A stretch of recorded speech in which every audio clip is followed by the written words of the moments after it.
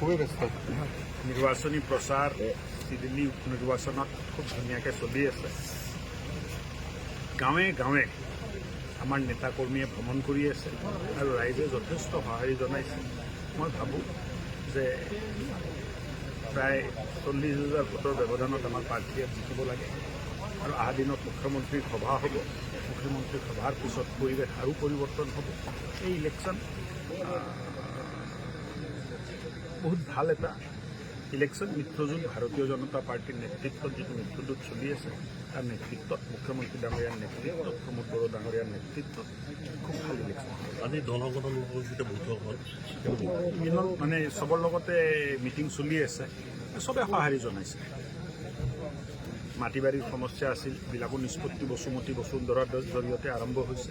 মই ভাবোঁ যে এটা ভাল পৰিৱেশ, এক বিশ্বাসৰ পৰিৱেশ ইয়াত নিৰ্মাণ হৈছে আৰু যিটো শান্তি চুক্তিৰ পিছত আহিলে মানুহে শলাগ লৈছে যে আমাক শান্তি আমি পাইছোঁ।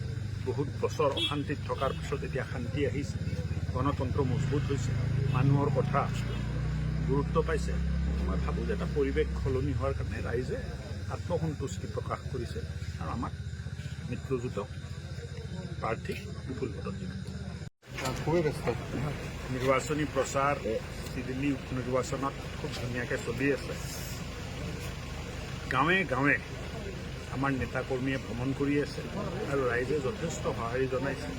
মই ভাবোঁ যে প্ৰায় 40,000 ভোটৰ ব্যৱধানত আমাৰ প্ৰাৰ্থীয়ে জিকিব লাগে আৰু অহা দিনত মুখ্যমন্ত্ৰীৰ সভা হ'ব। মুখ্যমন্ত্ৰীৰ সভাৰ পিছত পৰিৱেশ আৰু পৰিৱৰ্তন হ'ব। এই ইলেকশ্যন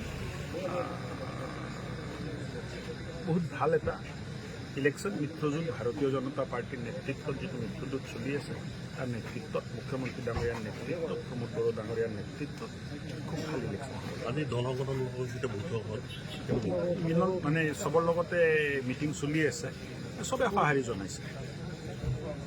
মাটি বাৰীৰ সমস্যা আছিল, বিলাকো নিষ্পত্তি বসুমতী বসুন্ধৰাৰ জৰিয়তে আৰম্ভ হৈছে।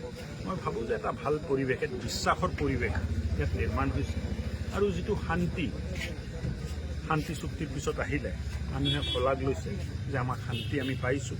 বহুত বছৰ অশান্তিত থকাৰ পিছত এতিয়া শান্তি আহিছে, গণতন্ত্ৰ মজবুত হৈছে, মানুহৰ কথা গুৰুত্ব পাইছে।